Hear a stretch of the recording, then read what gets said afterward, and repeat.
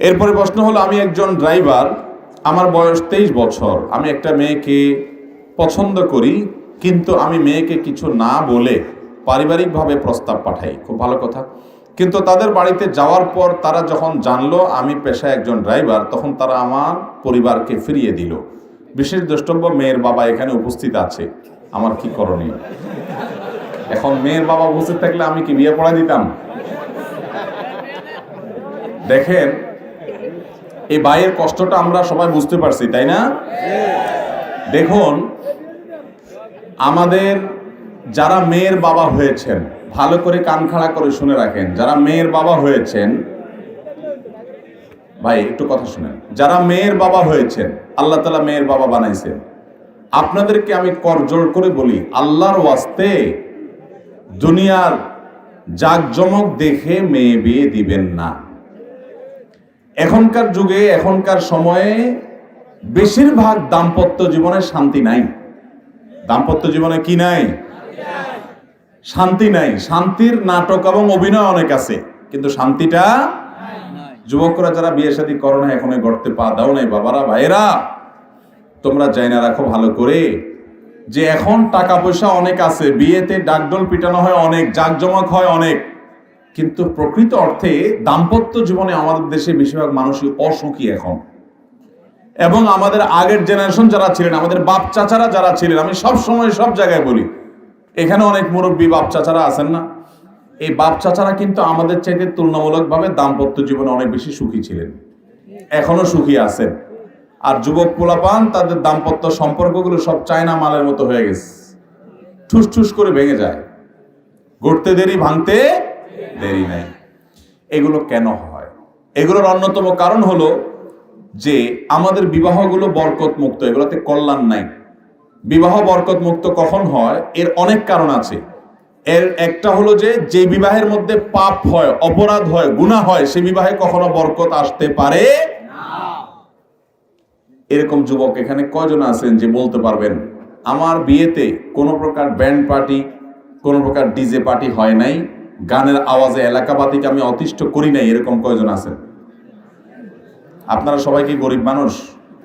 টাকার অভাবে এটা করতে পারেন নাই, নাকি জেনে শুনে হারামকে না করেছেন? আলহামদুলিল্লাহ, খুব ভালো, প্রশংসার দাবিদার আপনারা।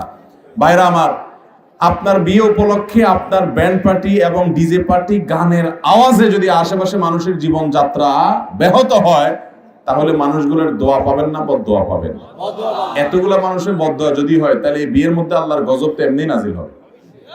অতএব বিয়ে উপলক্ষে এই গানের আওয়াজে এলাকাবাসীকে অতিষ্ঠ করব। আজকাল তো শুধু বিয়ে না, বিয়ের আগে গায়ে হলুদ, গায়ে মরিচ, নানান তামাশা করে। আপনার গায়ে আপনি হলুদ, মরিচ, আদা, রসুন সব বাটেন, সমস্যা নাই, এটা আপনার ব্যাপার, আপনি বাটেন, কিন্তু এগুলা মাখতে গিয়া সে উপলক্ষে আবার একটা ব্যান্ড পার্টি, হে আওয়াজে গোটা এলাকা মানুষ অতিষ্ঠ। এগুলা কখনো একজন মানুষের দাম্পত্য জীবনে তাকে সুখী করতে পারে না, বরং তার সুখের জন্য এগুলো বাধা। আরেকটা বড় বাধা হলো, যেটা মেয়ের বাবাদেরকে বলছি, শুনে রাখেন, মহরের পরিমাণ যদি বেশি হয়, মহরের পরিমাণ যদি বেশি হয়, তাহলে ওই বিয়েতে বরকত থাকে না, বরকত কমে যায়। আপনারা মনে করেন 20 লাখ, 50 লাখ, 30 লাখ টাকা ধরলে বোধহয় বিয়েটা টিকবে, এরকম অনেক মুরব্বীরা মনে করে না?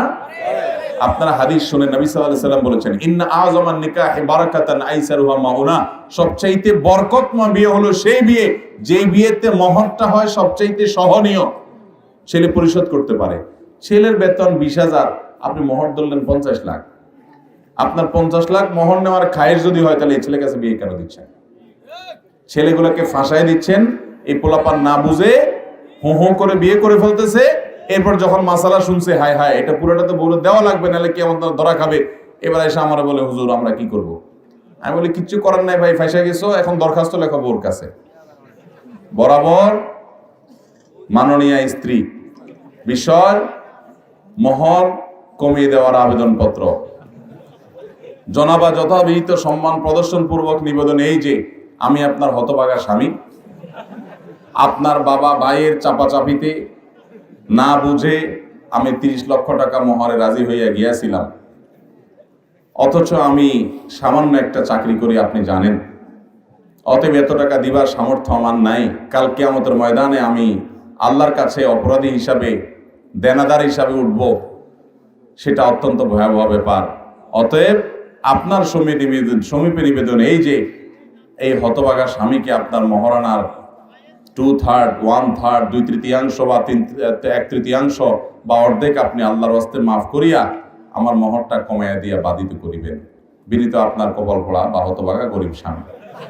এইভাবে আবেদন করে, অথবা এটা কথার কথা বললাম, ঠিক আছে, আপনি কাগজ লেখার দরকার নাই, কিন্তু বইয়ের থালা বাসন ধুয়ে, কাপড় চোপড় ধুয়ে দিয়ে, কাজ কাম করে, তাকে ফুসলিয়ে ফাঁসলিয়ে আদর সোহাগ মহব্বত ভালোবাসা দিয়া টিয়া বাইল টাইল করে বলবেন যে এখন আমি তো ফাঁসা গেছি, আর তুমি না ছাড় দিলে তো পায় না। এখন বেচারে যদি ছাড় দিয়া ভালো ঘরের মেয়ে হয় আর আপনি যদি তার খুশি করতে পারেন ক্যাদমত করে, তাহলে সে হয়তো বলবে ঠিক আছে, আমার বাপ 30 লাখ ধরছে, তুমি তো ফাঁসা গেছো, না বুঝা যাও 20 লাখ মাপ, বাকি 10 লাখ কিস্তিতে দিয়া শোধ করবা। দিতে হবে। কিন্তু বেশিরভাগ পোলাপান কি করে, ওই বাসরে যায় এই মেয়েটারে ফুসলা ফাসলা বলে, দেখো এখন মুরব্বীরা ধরছেন, আমি তো কদিন পরে ইটালি চলে যাবো, টাকার কোনো অভাব, সবই তো তোমার। মেয়েরাও আমাদের দেশে সোজা সরল, পোলাপানের এই ফুসলামিতে, ছেলেদের ফুসলামিতে রাজি হইয়া না না আমার মহর দিয়ে কি করবো, আরে আপনি আছেন, আমি মহর দিয়ে কি করবো, এসব লাগবে না, শেষ। এই মেয়েদেরকে সোজা সরল পাইয়া পদে পদে এদেশে আমরা মেয়েদেরকে ঠকাই। মেয়েদের মহর দিতে হবে কি হবে না? তো মেয়ের বাবারা মহর এই পরিমাণ ধরেন যে আপনার মেয়ে পাবে। আরে বাবা, আপনি ধরেন 50 লাখ, ওই বেটা তো আপনার মেয়ের 2 লাখও দিবে না। আপনি জানেন যে ওইটা পাবে না, তাহলে অযথা কেন ধরেন? ধরে এই জন্য যে তালাক হলে যেন আদায় করা যায়। তো অসৎ উদ্দেশ্যে যদি আপনি এত বড় মহর ধরেন, সেটা কখনো প্রশংসনীয় হতে পারে বিধায় আমরা অনুরোধ করব মেয়ের বাবাদেরকে যে আপনারা পয়সা দেখে মেয়ে বিয়ে দিবেন না, ভালো মানুষ দেখে মেয়ে বিয়ে দিবেন। ঠিক আছে না? ইনশাআল্লাহ ভালো মানুষ দেখে বিয়ে দিবেন। দেখেন বাবারা, ওয়াজ করতে দিলে আপনি এখানে বসলে আপনি অনেক লম্বা লম্বা কথা বলতে পারতেন। আমলের কথা যদি বলি তাহলে আমরা অনেকে আমলের পরে ঠন আমলের পরে অনেকেই ঠন। আল্লাহ রাব্বুল আলামিনের দেয়া তৌফিকে আমি আমার এই কথার উপরে আমল করেছি ইতিমধ্যে। আমি দায়িত্ব নিয়ে বলি আপনাদেরকে, আমি ইতিমধ্যে আমল করেছি। আমি চাইলে পয়সার বস্তার উপরে শোয়া বসা বা পয়সার বস্তাকে ওয়েলকাম করা, এখন তো আজকাল ছেলে মেয়ের সাথে বিয়ে হয় না, ওই যেটা কথা আছে না, এখন বিয়ে হয় ময়দার বস্তার সাথে টাকার বস্তার। ছেলে পক্ষ চায় ময়দার বস্তা, সব মেকআপ মার্কা, আর মেয়ে পক্ষ চায় কি? টাকার বস্তা। ছেলে চায় না, চায় কি? আপনার মেয়ের জন্য টাকার বস্তা নয়, একটা ছেলে খুঁজুন। আপনার মেয়ের জন্য টাকার বস্তা নয়, কি খুঁজুন? একটা ছেলে যে আপনাকে বাবার মতো শ্রদ্ধা করবে, আপনার মেয়েকে স্ত্রী হিসাবে স্নেহ করবে, ভালোবাসা দিবে।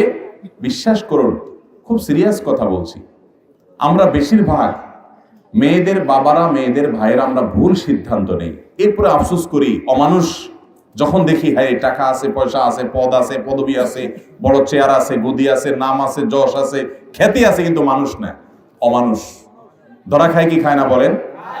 আমি যখন বিয়ে করি, আমার শ্বশুর বাড়ি ঢাকার আজিমপুরে, ইরাকি মাঠের সাথে, অভিজাত, মানে খুব দামি জায়গা। তখনই কোটি টাকার উপরে জায়গার কাঠা। আমি যখন বিয়ে করছি 17-18 বছর আগের কথা বলছি, কোটি টাকার মতো জায়গার কাঠা। তো সেখানকার বাড়িওয়ালা, আর আমি হলাম সন্ন্যসারা গরিব মানুষ। ঢাকা শহরে আমার কোনো ফ্ল্যাট প্লট বাড়ি, তখন আমি মাত্র 2800 টাকা বেতনে চাকরি করি। আমার শাশুড়ি আমার সাথে বিয়ে দেওয়ার জন্য রাজি হয়ে গেছে। আমার শ্বশুর মারা গেছে, তো আমি নিজেই অবাক হয়ে গেলাম যে ভদ্রমহিলা কি দেখে আমার কাছে বিয়ে দিতে রাজি হয়ে গেল। 2800 টাকা কি ঢাকা শহরে খাবে না বাসা ভাড়া দিবে? আমার বিয়ের সময় আমার মামার শ্বশুর, উনি বললেন যে মেয়েকে কোথায় রাখবে। আমার আব্বাজান রহমতুল্লাহ আলাইহি খুব বিচক্ষণ মানুষ ছিলেন। তো আব্বাজান বললেন যে আমার ছেলে যেখানে থাকবে আপনার মেয়ে সেখানে থাকবে। আমার ছেলে যদি ওই রাঙ্গামাটি জঙ্গলে চলে যায়, তো আপনার মেয়ে সেখানে যাইতে হবে। তো আমার আব্বার কথা শুনে ওনারা রাজি হয়ে গেছে। কিন্তু আমার শাশুড়ি, এই ভদ্র মহিলা এত বিচক্ষণ মানুষ ছিলেন, উনি চিন্তা করছেন যে ছেলে বোর্ড স্ট্যান্ড করা, প্রত্যেক ক্লাসে ভালো রেজাল্ট করছে, এই ছেলেটা মেধাবী, আবার ওনাদের কাছে মনে হয়েছে ছেলেটা বোধহয় ভালো মানুষ, এই জন্য রাজি হয়ে গেছে। অথচ আমার একটাই ছেলেকে, একটাই ভাইরা, সেই বেচারা অনেক পয়সা আলা মানুষ, আমি গরিব মানুষ, কিন্তু আমার কাছে দিয়ে দিছে। আলহামদুলিল্লাহ তাদের মেয়ে দুঃখে নাই, সুখে আছে আলহামদুলিল্লাহ। এটা আমি অন্তত বলতে পারি।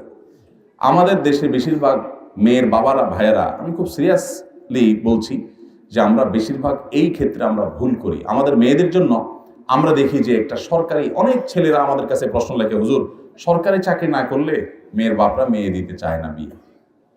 সরকারি চাকরি না করলে আপনি মেয়ে বিয়ে দিবেন না? সরকারি চাকরি করে কয় টাকা পাবে সে চুরি করা ছাড়া তো তার উপায় খুব বেশি একটা নাই। সরকারি চাকরি করে চুরি করা ছাড়া পয়সা করার কোনো পথ আছে? কেমনে আমার বুঝান, কয় টাকা বেতন পাবে? সে বরং ব্যবসা বাণিজ্য করলে আজকের গরিব কালকের ধনী হতে পারে ইনশাআল্লাহ।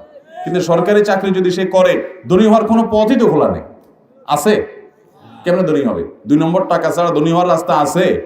তাহলে আপনি জেনে শুনে আপনার ছেলেকে, আপনার মেয়েকে হয় একটা, আমি বলছি না যে সরকারি চাকরি করলে সবাই অসৎ হয়, খবরদার, ভুল বুঝবেন না। আমি ব্যক্তিগতভাবে এরকম বহু সরকারি কর্মকর্তাকে চিনি, আমার সাথে বন্ধুত্বপূর্ণ সম্পর্ক আছে, অনেক বড় বড় পদ হোল্ড করেন, কিন্তু তারা সম্পূর্ণ সৎ আলহামদুলিল্লাহ। আমি বলছি যদি টাকা, আমি বলছি এটা যে যদি টাকাই আপনার উদ্দেশ্য হয় তাহলে সরকারি চাকরি দেখবেন করে, আপনি দেখবেন সৎ যদি সরকারি চাকরিও করে আলহামদুলিল্লাহ, সৎ লোকটা যদি বেসরকারি চাকরি করে তাও আলহামদুলিল্লাহ, কি বেকারও হয় তবু আলহামদুলিল্লাহ। দেখতে হবে মানুষটা সৎ কিনা, দেখতে হবে মানুষটা কি কিনা, সৎ কিনা। সে যদি সৎ হয় তাহলে কোথায় কাজ করে, এটা বেটার না? আপনি খুঁজে সরকারি শুধু খুঁজতেছেন, তার মানে আপনি ঘুষখোর খুঁজতেছেন। আপনি খুঁজে খুঁজে শুধু সরকারি চাকরি দেখে দিবেন, এর মানে আপনি ঘুষখোর খুঁজতেছেন। আত্মসম্মান বলতে কিছু থাকা উচিত, আত্মমর্যাদা বলতে কিছু থাকা উচিত, যে আমার মেয়েটা একটা সৎ ছেলের সাথে জীবন যাপন করবে, যে ছেলেটা কখনো হারামের কাছে যাবে না। চেষ্টা করবেন তো মেয়ের বাবারা ইনশাআল্লাহ। যে ভাই প্রশ্ন করেছেন, যে ড্রাইভার ভাই, তার মনের কষ্ট, তিনি নিজে অবৈধ সম্পর্ক করেন নাই, মেয়েটা ভালো জানতে পেরে পারিবারিকভাবে বিয়ের প্রস্তাব নিয়ে গেছেন। যাই হোক, আমি তো আর জানি না যে মূল ঘটনা কি, আদৌ এটা খাটে না না খাটে। তারপরে এটা কথা, এটা আমাদের সমাজে খুব প্রতিষ্ঠিত কথা যে আমরা সবাই মেয়ের বাপরা শুধু পয়সাওয়ালা খুঁজি এবং প্রতিষ্ঠিত মানুষ খুঁজি। আমি সবসময় বলার চেষ্টা করি, যারা মেয়ের বাপ আছেন, মেয়ে কার কাছে বিয়ে দিবেন, ছেলে খুঁজে পাচ্ছেন না, আপনাদেরকে বলতেছি, আপনাদের এলাকাতে ফজরের নামাজের জামাতে নিয়মিত যে সমস্ত যুবকদেরকে দেখবেন হাজির হয়, খুব সুন্দর করে ধীরস্থিরতার সাথে নামাজ কালাম ফজরেরটা পড়ে, অন্যগুলোর কথা আমি বলি, অন্যগুলো তো বটেই, ফজরের নামাজ যারা নিয়মিত হাজির হয় এবং ওয়াক্তমতো পড়ে, হারাম থেকে বাঁচার জন্য যুদ্ধ এবং সংগ্রাম করে, ভদ্র নম্র, এই ছেলেগুলো যদি গরিব হয়, আপনার মেয়ে বিয়ে দেন, ইনশাআল্লাহ তারা সুখে থাকবে। আল্লাহ তাআলা আমাদের মেয়ের বাবাদের সুমতি দান করুক। এই যে যুবকরা এত ঠিক ঠিক করতেছে, এরা বিয়ের জন্য বেচারারা মানে বেকারার হয়ে আস, এই ছেলেদের আল্লাহ তাআলা একটা হালাল ব্যবস্থা করে দেখ, এবং মেয়ের বাবাদের দিলটা আল্লাহ তাআলা নরম করে দেখ। আর ছেলের বাবারা যৌতুক খাওয়ার হারাম খুরি থেকে আল্লাহ তাআলা বেঁচে থাকার তৌফিক দান করুন। যুবকরা যৌতুক মুক্ত বিয়ে করবেন তো ইনশাআল্লাহ? ইনশাআল্লাহ। এই মজলিসে যদি কেউ যৌতুক মুক্ত বিয়ে করতে চান, চলে আসতে পারেন, আমার কোনো পয়সা দেওয়া লাগবে না, ফ্রি পড়াই দেবো বিয়ে। আসেন নি কেউ? দুই পক্ষ যদি রাজি থাকেন, চলে আসলে পড়াই দেবো ইনশাআল্লাহ। রেডি আসেনি? কোনো বিয়া মুখোমুখি আসেনি? যদি মুখোমুখি থাকে, বিয়ে তো এরকম বললে হয় না, তারা নিয়ে আসতে পারেন। আমরা ইনশাআল্লাহ যৌতুক মুক্ত বিয়ে এদেশে প্রতিষ্ঠিত করতে হবে ইনশাআল্লাহ। যুবকরা যদি জাগে, এই দেশটা পরিবর্তন হতে বাধ্য। আল্লাহ তাআলা তৌফিক দান করবেন।